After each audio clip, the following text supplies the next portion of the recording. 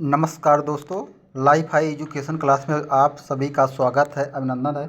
आज का जो क्लास लेकर आया हूँ, जो यूजीसी नेट और जो असिस्टेंट प्रोफेसर का पेपर होने वाला है हमारी उत्तर प्रदेश में, जो नॉवेल इंक्लूड किया गया है उसके बारे में संक्षिप्त अध्ययन करेंगे हम। यदि आप सबको ये चैनल वीडियो अच्छा लगे तो लाइक करें, शेयर करें और सब्सक्राइब करें। हिंदी बोली परम पवित्र, कुल बोली के नानी, जब वहाँ बोलें आजा आजी ओमान बोले नानी। चलो शुरुआत करते हैं। सर्वप्रथम परीक्षा गुरु उपन्यास लाला श्रीनिवास दास की समीक्षा और पात्र परिचय।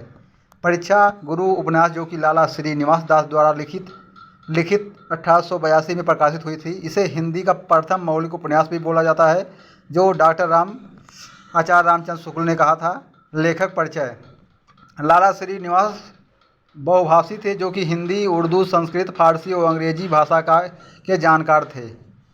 ये श्रीनिवास दास जी के हिंदी में आधुनिक ढंग का उपन्यास लिखने का गौरव प्राप्त है। ये भारतीय युग के चर्चित लेखकों में से एक हैं। उपन्यास के अतिरिक्त इन्हें नाटक में भी भरपूर ख्याति मिली। पात्र परिचय। लाला मदन मोहन दिल्ली के रहने वाले कारोबारी और साहूकार हैं। कथा के केंद्र बिंदु में है। यह मध्यम वर्गीय सोच से ग्रसित है।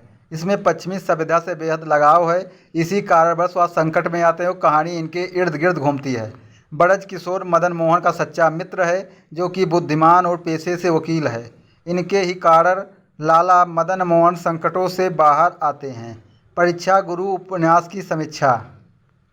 यह उपन्यास में दिल्ली में रहने वाले एक कारोबारी और साहूकार लाला मदन मोहन पर केंद्रित है, जो कि एक संपन्न व्यक्ति हैं और पश्चिम सभ्यता के ऊपर बेहद मोहित हैं। इस चक्कर में पड़कर अपव्यय करता है और कई संकटों में फंस जाता है। लाला मदन मोहन के कई मित्र उन्हें गलत मार्ग के ओर आकर्षित करते हैं। कई तरह के गलत मार्गों का रास्ता दिखाते हैं, जैसे फिजूल खर्ची, शराब, वेश्या, जुआ आदि। केवल ब्रज किशोर ही लाला मदन मोहन को अवनत के मार्ग से बाहर का रास्ता दिखाते हैं और सही मार्गदर्शन करते हैं।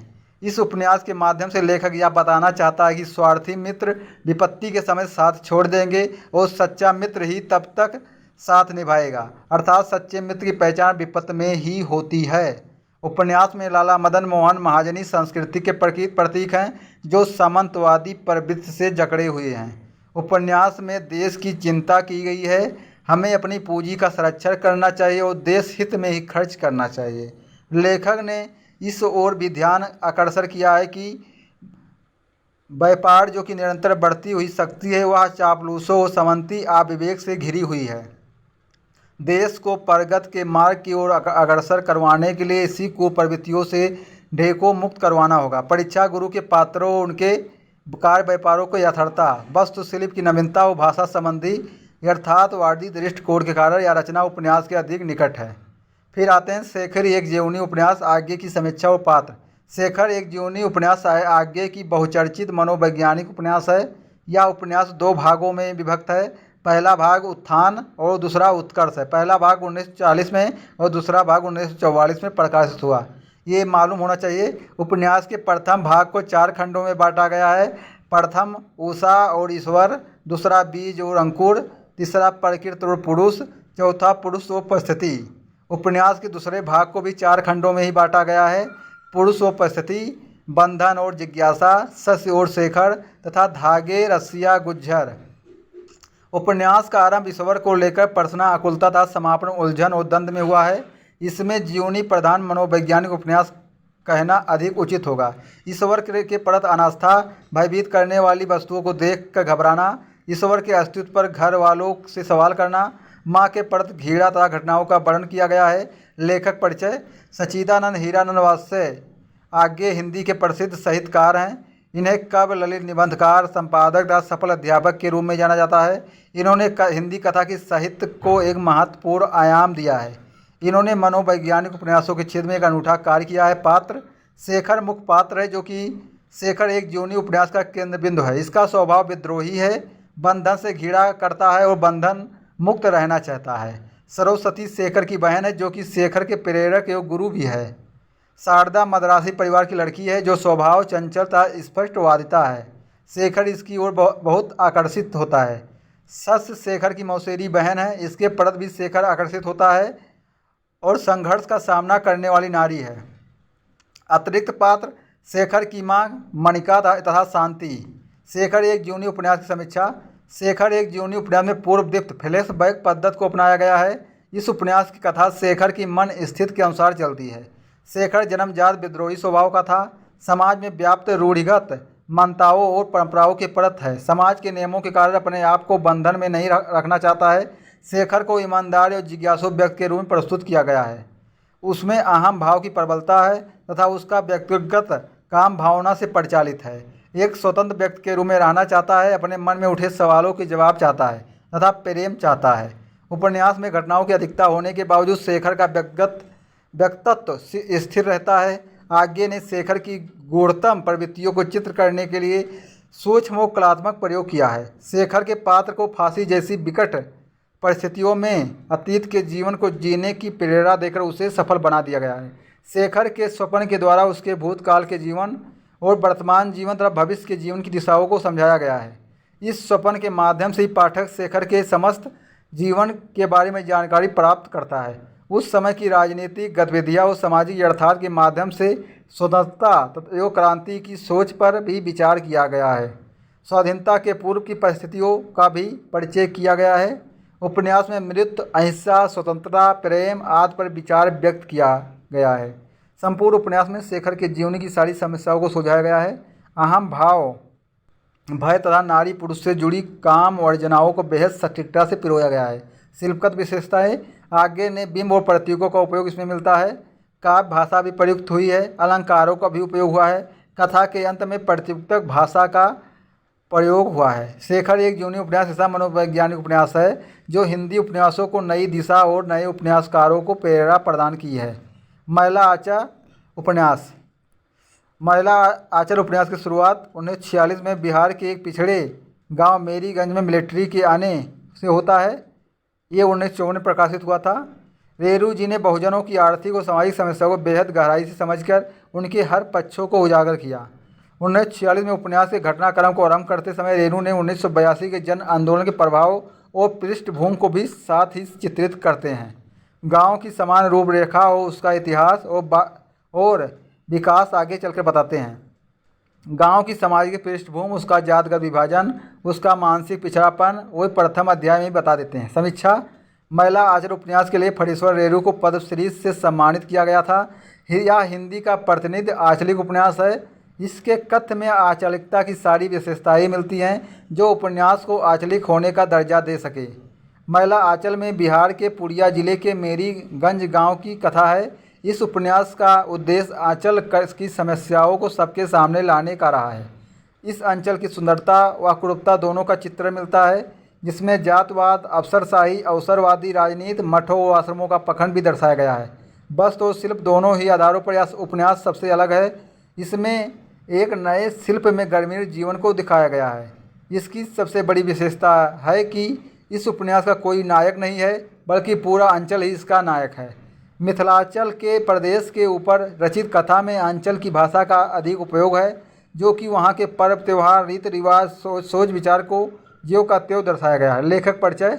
आंचलिक उपन्यास की ओर लेखकों का रुझान फणीश्वर रेरू जी की कृपा के कारण है, जिन्होंने आंचलिक उपन्यास लेखन की शुरुआत की महिला आंचल के माध्यम से।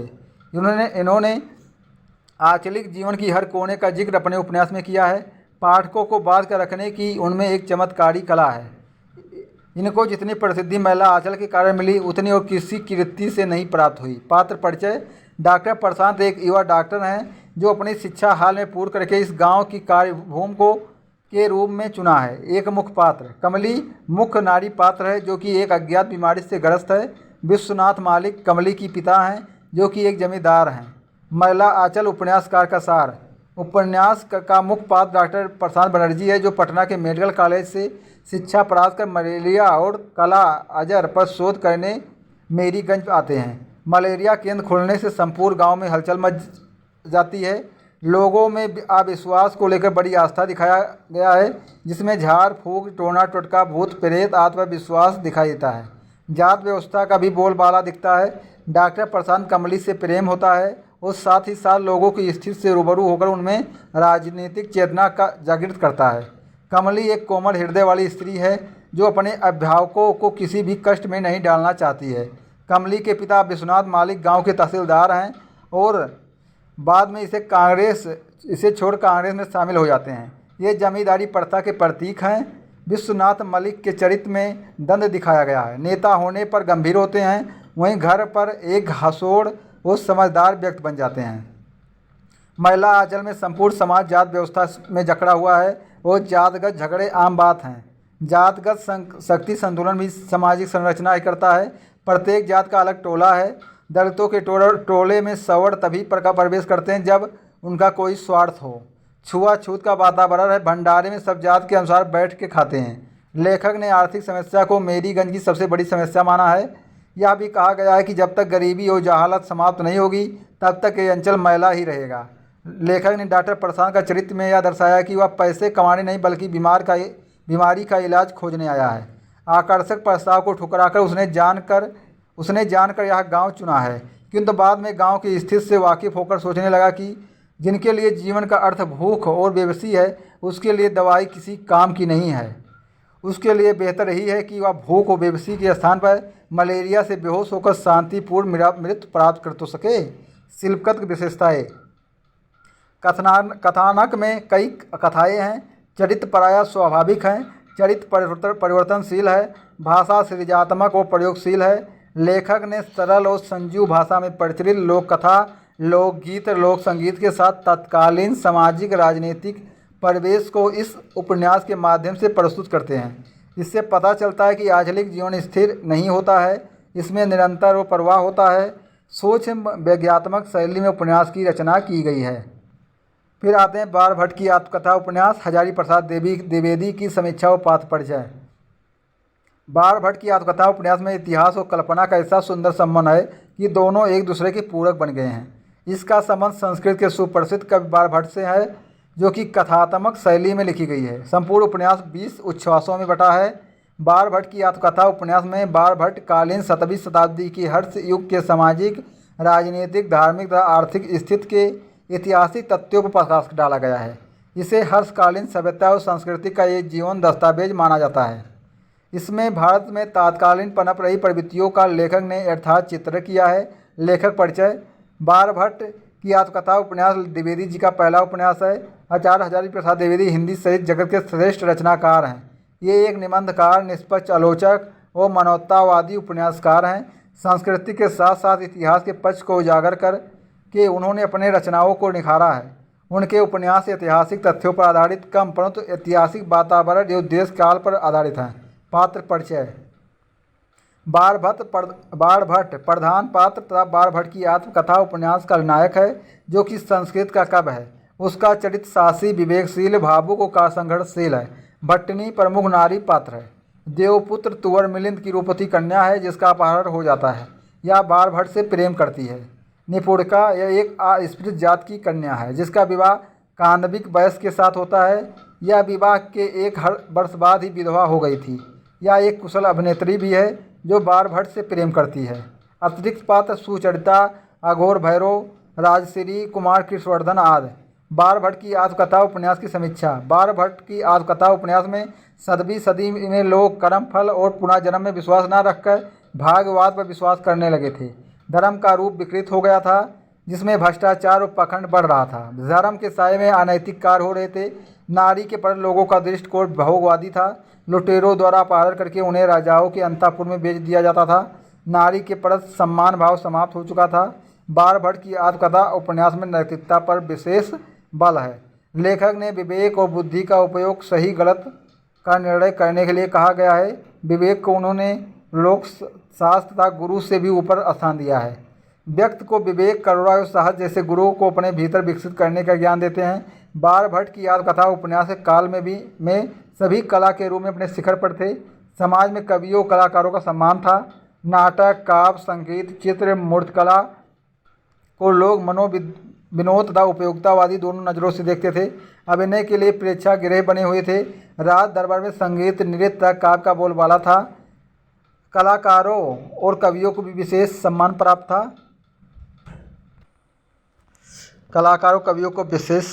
था। बाणभट्ट का नारी के प्रति दृष्टिकोण प्रशंसनीय दिखाया गया है। भट्टिनी एक प्रभावशाली चरित्र है। द्विवेदी जी ने बारभट्ट के चरित्र पर लगे दाग को दूर करने और नारी के सम्मान की रक्षा करने के उद्देश्य से इस उपन्यास की रचना की और यही इसका मूल केंद्र है। उपन्यास के माध्यम से लेखक नारी के प्रति सम्मान भाव, नारी शक्ति की गरिमा को समझने और केवल वासना पूर्ति के साधन न मानकर उसके प्रति पवित्र एवं उदात्त भाव मन में रखना बताया है। राष्ट्र जब संकटग्रस्त हो तो परस्पर एकजुट होकर राष्ट्र सेवा में त्याग एवं बलिदान की तत्पर रहना चाहिए। शिल्पकला परिचय। बारभट्ट की आत्मकथा उपन्यास में अनेक जगहों पर विवादात्मक, बड़ात्मक तथा नाटकीय शैली का प्रयोग किया गया है। जैसा कि बारभट्ट संस्कृत के कवि थे, अतः इसमें संस्कृतनिष्ठ काव्यात्मक एवं अलंकृत भाषा का प्रयोग है। दार्शनिक विवेचन एवं प्रकृति निरूपण में भी भाषा प्रायः संस्कृतनिष्ठ शब्दावली से युक्त है। लंबी वाक्य रचना, लंबे पदबंध व अलंकृत भाषा संस्कृतनिष्ठ क्लिष्ट शब्दावली उपन्यास में व्याप्त है। इस प्रकार हम कह सकते हैं कि बारभट्ट की आत्मकथा हर्षकालीन सभ्यता और संस्कृति का जीवंत दस्तावेज है। बारभट्ट की आत्मकथा अपनी समस्त औपनिवेशिक संरचना और भंगिमा में तथा कथा कृति होते हुए भी महाकाव्यत्व की गरिमा से पूर्ण है। फिर आते हैं मानस का हंस उपन्यास। अमृत नागर की समीक्षा और पात्र। मानस का हंस उपन्यास वर्ष 1972 में प्रकाशित हुआ। अमृत नागर जी द्वारा रचित एक प्रसिद्ध उपन्यास है। इस उपन्यास को तुलसीदास जी के जीवन को आधार बनाकर लिखा गया है। तत्कालीन अयोध्या, काशी के बिगड़ते धार्मिक अनुष्ठान और दूषित वातावरण का यथार्थ रूप प्रस्तुत किया गया है। मानस का हंस उपन्यास में विदेशी आक्रमणकारियों की बर्बरता और भारत की पीड़ा पाठकों में स्वराज और स्वतंत्रता के बीच बोती हैं। लेखक परिचय। मानस का हंस उपन्यास में तत्कालीन समय के आर्थिक, राजनीतिक, सामाजिक और सांस्कृतिक रूप परिलक्षित होता है। अमृत नागर जी एक हिंदी के प्रसिद्ध साहित्यकार हैं। उपन्यास के क्षेत्र में उनका योगदान काबिले तारीफ है। इन्होंने पौराणिक, आंचलिक, सामाजिक, जीवनी और ऐतिहासिक उपन्यास लिखे हैं। उपन्यास के पात्र। बाबा तुलसीदास जी इस मानस का हंस उपन्यास के केंद्र बिंदु हैं। इन्हें ही केंद्र में रखकर इसकी रचना की गई है।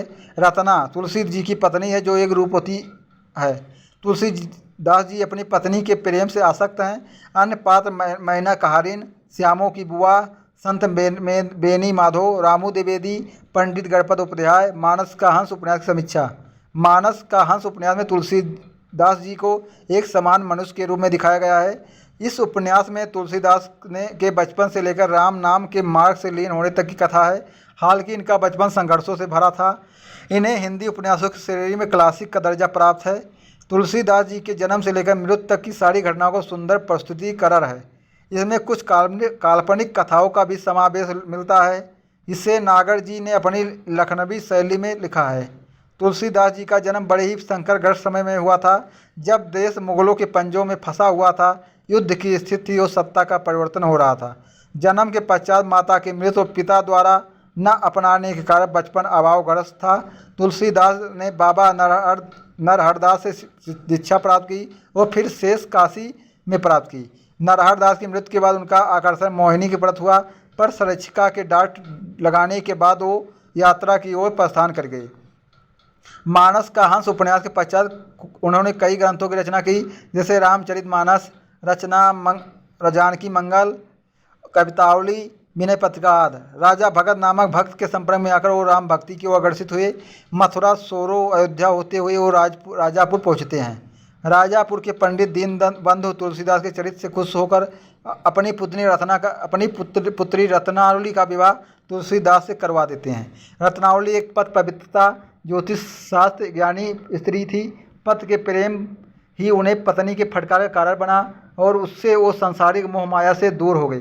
तत्पश्चात उन्होंने तीर्थ यात्रा की और राम भक्त में तल्लीन हो गए।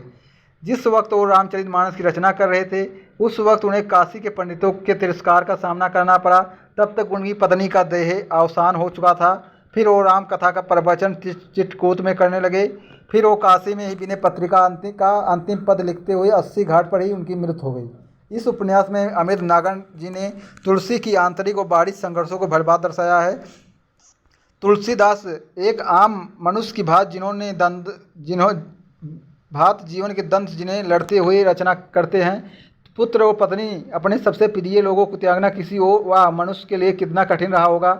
इसके पश्चात वो प्रसिद्ध ग्रंथों की रचना करते हैं। उपन्यास का उद्देश्य लोगों में अनास्था और अविश्वास के समय में इन सबको पुनः जीवित करने का है। शिल्पगत विशेषताएं। मानस का हंस उपन्यास में पात्रों का ऐतिहासिक, समाजशास्त्रीय और स्वच्छंद विश्लेषण लेखक की आधुनिक और पारंपरिक विचारधारा को दर्शाता है। देश, काल और वातावरण का वर्णन के लिए अनेक विद्वानों के मतों का उपयोग किया गया है। झूठा सच उपन्यास यशपाल की समीक्षा और पात्र परिचय। झूठा सच उपन्यास 2 भागों में विभाजित है, वतन और देश 1958 में और देश और भविष्य 1960। झूठा सच की कहानी 1947 में आज़ादी के वक्त हुए दंगे के ऊपर लिखी गई है। झूठा सच उपन्यास विभाजन के समय की त्रासदी को बयां करता है। उपन्यास के पात्र। जयदेवपुरी प्रमुख पात्र या मध्यम वर्ग का प्रतिनिधित्व करता है। तारा उपन्यास की मुख्य नारी पात्र है, जयदेवपुरी की बहन है। कथा की केंद्रीय पात्र है, आधुनिक सोच वाली स्त्री है। कनक तारा की तरह आधुनिक और प्रगतिशील सोच वाली स्त्री है, जो कि एक संपन्न परिवार की बेटी है। अतिरिक्त पात्र पंडित गिरधर लाल नैयर, डॉक्टर परारनाथ सूद, शीला, उर्मिला दास सोमनाथ। लेखक परिचय। यशपाल जी राजनीतिक और साहित्यिक दोनों ही क्षेत्र में रहे आधुनिक हिंदी के मुख्य कथाकार हैं। इन्होंने प्रेमचंद के यथार्थवादी परंपरा के मार्ग को जारी रखा। इनके उपन्यास पर मार्क्सवादी विचारधारा का प्रभाव दिखता है। इन्होंने वर्ग विभाजित त्रस्त समाज और रूढ़ परंपरावादी का जिक्र मिलता है और उन्होंने सबको एक समान दृष्टि से देखने की बात कही। झूठा सच उपन्यास की समीक्षा। उपन्यास के प्रमुख पात्र जयदेवपुरी, उनकी पत्नी कनक और बहन तारा है। तारा और जयदेवपुरी एक परिवार हैं, दूसरा कनक और जयदेवपुरी का परिवार। इन दोनों के इर्द गिर्द ही उपन्यास की कहानी आगे बढ़ती नजर आती है और विस्तार होकर बहुआयामी हो जाता है। भारत में पहले से व्याप्त कुप्रथा से जैसे छुआछूत, सांप्रदायिकता आदि को ब्रिटिश साम्राज्य की नीति और मुस्लिम लीग के 2 राष्ट्रों की सिद्धांत इसे और हवा दी, जिसने मनुष्य के भीतर की मनुष्यता को मार डाला और उन्हें शैतान बना दिया, जिसने दंगों, नरसंहार और कत्लेआम को भड़काया, जिसमें स्त्री बच्चों के साथ अमानुषिक व्यवहार किया गया। हजारों लोग मारे गए, लाखों एक स्थान से दूसरे स्थान पर जाने को मजबूर हो गए, या तो भारत में या पाकिस्तान में विस्थापित हो गए। इन सब स्थितियों को बेहद मार्मिक चित्रण यशपाल जी ने अपने उपन्यास में किया, जहाँ देश के विकास उन्नत का यथार्थ चित्र मिलता है। जयदेवपुरी एक भ्रष्टाचार में लिप्त राजनीति का उदाहरण देता है। वही तारा जो कि एक क्रांतिकारी सोच वाली स्त्री है, जो कि विकास के मार्ग पर चलने में विश्वास रखती थी। वो खुद सुख समृद्ध और प्रभाव में पड़कर विडंबना का दारुण उदाहरण के प्रदर्शन करती है। यशपाल जी ने यह मार्ग दिखाने का प्रयास किया है कि देश का भविष्य देश की जनता के ही हाथ है, जो कि स्थिति का सदुपयोग करके सही निर्णय ले सके। उपन्यास के दूसरे खंड जिसमें देश का भविष्य में 1947 के बाद के स्थिति का वर्णन है। विभाजन के केंद्र में भारत में व्याप्त सभी धर्मों की वास्तविक स्थिति का यथार्थ चित्रण केंद्र में रखकर किया गया है। सांप्रदायिक चेतना किस प्रकार मानवीय नियत को प्रभावित करती है और सम्मान जन में निहित क्रांतिकारी चेतना को विजर कर देती है और स्वार्थ की ओर मोड़ देती है। मध्यम वर्ग किस प्रकार भारत में क्रांतिकारी चेतना से युक्त होते हुए भी शोषित होने के बाद स्वयं भी वैसा जीवन का चुनाव करता है। जयदेवपुरी, तारा, कनक, पंडित गिरधर लाल नैयर, डॉक्टर प्राणनाथ सूद, शीला, उर्मिला दास सोमनाथ सभी मध्यम वर्गीय समाज के घोतक हैं। सभी पात्र आर्थिक और सामाजिक संघर्ष में संघर्षरत हैं। ज़्यादातर पात्र प्रेम और विवाह की समस्या के अनेक पहलुओं को समक्ष रखते हैं। इतने सारे पात्रों की व्यक्तित्व को स्पष्ट रूप से चित्रित करने में सफल रहा है। लेखक की सोच स्त्री पात्रों के माध्यम से व्यक्त हुआ है, जो कि तारा और कनक के रूप में है। उपन्यास का उद्देश्य पाठकों के समकक्ष विभाजन की त्रासदी को प्रस्तुत करने का रहा है। उपन्यास की भाषा समान जन की है और लोक प्रचलित बोलचाल की भाषा का उपयोग किया गया है। सजीवता दर्शाने के लिए लेखक पात्र अनुरूप भाषा और शब्दों का चयन किया है। झूठा सच उपन्यास में केवल विभाजन की त्रासदी को ही नहीं, बल्कि उससे निर्भीक जनता की दृढ़ इच्छा शक्ति को भी यशपाल जी ने बताया है। राग दरबारी उपन्यास श्रीलाल शुक्ल की समीक्षा व पात्र परिचय। राग दरबारी उपन्यास का प्रकाशन 1968 में हुआ। इसके लिए श्रीलाल जी शुक्ल को साहित्य अकादमी पुरस्कार प्राप्त हुआ। इस उपन्यास पर दूरदर्शन धारावाहिक का भी परिचालन हुआ और 1947 के बाद उत्तर भारत के गांव में फैली विसंगतियों का बखान इसमें मिलता है। यह उपन्यास 35 परिच्छेद में विभाजित है, जिसमें ग्राम जीवन की समीक्षा है। उपन्यास के पात्र रघुनाथ उपन्यास का मुख्य पात्र है, जो कि इतिहास के विषय में स्नातकोत्तर करने के पश्चात पीएचडी का शोध कार्य कर रहा है। वैद्य जी उपन्यास के नायक और केंद्रीय पात्र हैं। व्यवहार कुशल, दोहरे चरित्र, रिश्वतखोरी जैसे गुणों से परिपूर्ण है। प्रिंसिपल छंगामल विद्यालय के प्रिंसिपल, जो कि चाटुकार चुगली करने वाला व्यक्ति है। खन्ना लेक्चरर इंटरमीडिएट कॉलेज के लेक्चरर हैं और ईमानदार, विद्रोही और समझौता नहीं करने वाले व्यक्ति हैं। बद्री पहलवान वैद्य जी का बड़ा बेटा है, उनके नक्शे कदम पर चलने वाला और साथ देने वाला पात्र है। रूपन वैद्य जी का छोटा बेटा है, क्रांतिकारी स्वभाव का युवा वर्ग का प्रतिनिधि करता है। लेखक परिचय श्रीलाल शुक्ल हिंदी के प्रमुख साहित्यकार हैं। वो उद्देश्यपूर्ण व्यंग्य लेखन के लिए प्रसिद्ध हैं। वो संस्कृत, हिंदी और अंग्रेजी भाषा के जानकार थे। इन्हें वर्ष 2008 में पद्म पुरस्कार से सम्मानित किया गया। राग दरबारी की समीक्षा।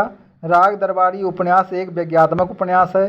स्वतंत्रता उपरांत भारत के ग्रामीण इलाकों तथा अन्य क्षेत्रों में व्याप्त अराजकताओं का व्यंग्यतापूर्ण चित्रण इस उपन्यास में मिलता है। ग्रामीण इलाकों में फैली राजनीति के अर्थात को दिखाता है और वहाँ की सभ्यता की भी समीक्षा करता है। इस उपन्यास की कथा भूमि शिवपालगंज है। कथा की शुरुआत रंगनाथ के शिवपालगंज आने से होती है और समाप्त उसके वहाँ से वापस जाने से होती है। शिवपालगंज में रंगनाथ के मामा रहते हैं। मामा जी का नाम वैद्य जी के नाम से प्रसिद्ध है।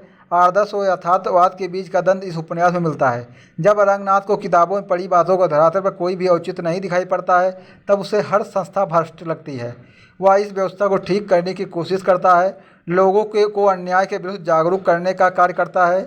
उसके सारे प्रयास असफल होने पर वो हार मानकर गांव छोड़कर जाने का निर्णय करता है। कथा में रंगनाथ से लोग कहते हैं, जाओगे कहाँ, हर जगह तो बेईमानी और भ्रष्टाचार व्याप्त है। उपन्यास का उद्देश्य स्वतंत्रता प्राप्ति के बाद हर जगह व्याप्त भ्रष्टाचार से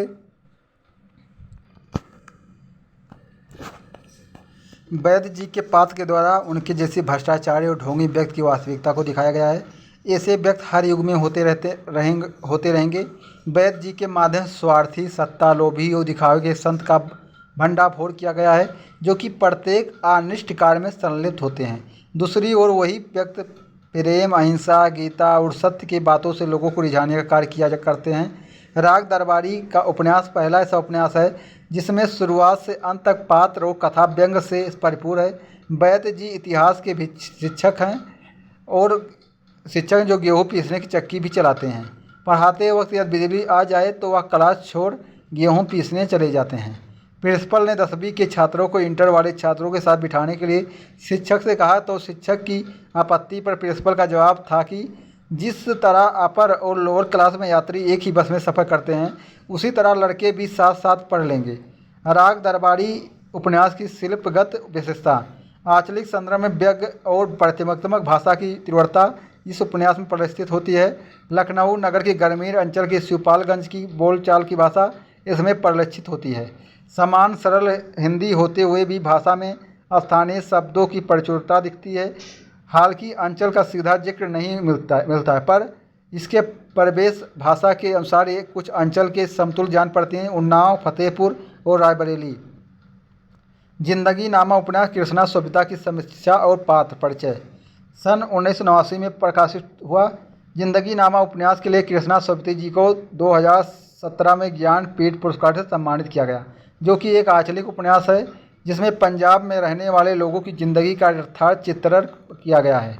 मानवीय स्वतंत्रता और रूढ़ का प्रतिरोध इस उपन्यास की विशेषता है। उपन्यास में विभाजन पूर्व पंजाब के जनजीवन और संस्कृति का अद्भुत, शांत और सद्भावपूर्ण जीवन को दर्शाया गया है। उपन्यास के पात्र साहनी प्रमुख नारी पात्र है, जो कि एक हवेली की मालकिन है। यह शाहजी की पत्नी है। शाहजी गांव के जमींदार हैं। साहनी उनकी दूसरी पत्नी है, क्योंकि पहली की मृत्यु हो गई है। महारी चाची, जो कि साहनी के प्रति प्रेम भाव है और उसकी चाह है कि साहनी माँ बने। लाली शाह साहनी और शाहजी का पुत्र है। राबिया, जो कि लाली शाह की देखभाल करती है और शाहजी के प्रति आकर्षित है। अतिरिक्त पात्र शाहजी के छोटे भाई काशी शाह, भाभी बिंद्रायणी, फतेह, सीरी आदि।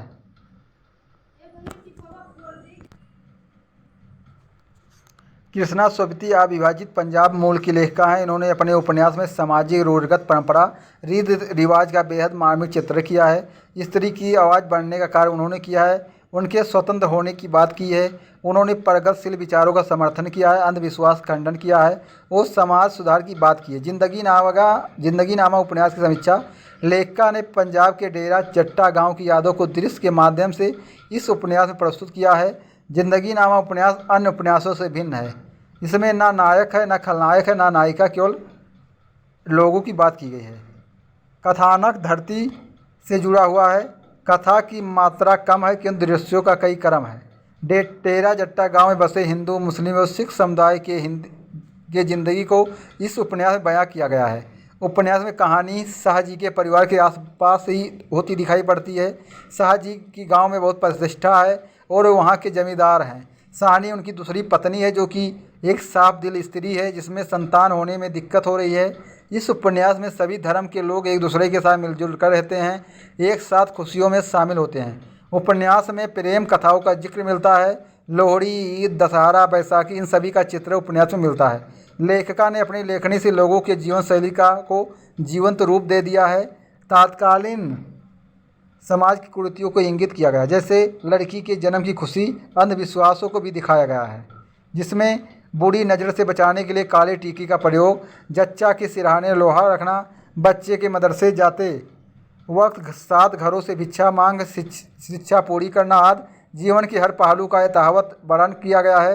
स्त्री को माता के रूप में महत्वपूर्ण माना गया है। लोगों के मनोरंजन का साधन लोक नृत्य, लोक नाटक, पर्व, उत्सव दिखाया गया है। पंजाब के लोगों का प्रेम, लड़ाई, औरतों का सौतेयादाह, प्रतिशोध, हत्या, जमीन जायदाद का सवाल, फौजी जीवन, इन सब का सोच वर्णन किया गया है। इसमें पाठक इतना रम जाता है कि उससे प्रतीत होता है जैसे उसे पढ़ नहीं जी रहा हो। शिल्पगत परिचय। भाषा का सृजनात्मक प्रयोग किया गया है जिसके कारण भाषा में एक विलक्षण स्फूर्त है। पात्रों के चरित्र निरूपण के लिए चरित्र सृष्टि न करके पंजाब के सामाजिक सांस्कृतिक परिवेश के 2 चित्रण द्वारा सृष्टि की गई है। उपन्यास के माध्यम से लेखिका का उद्देश्य यह है कि पंजाब अंचल के जीवन, रूढ़ियों और अंधविश्वासों का खंडन कर प्रगतिशील विचार के साथ समाज सुधार हो।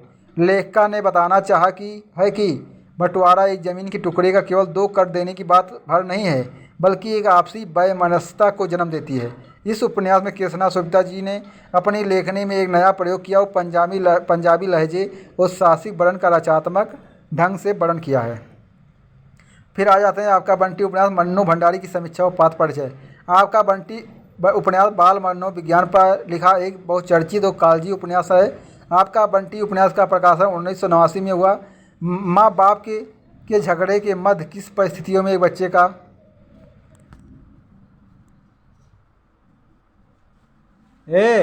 सुगरिया यहाँ चिल्लाओ ना, चल ये काम होता है। आवाज़ का चलिए सब निकलो, आवाज़ आवे नहीं चाहिए।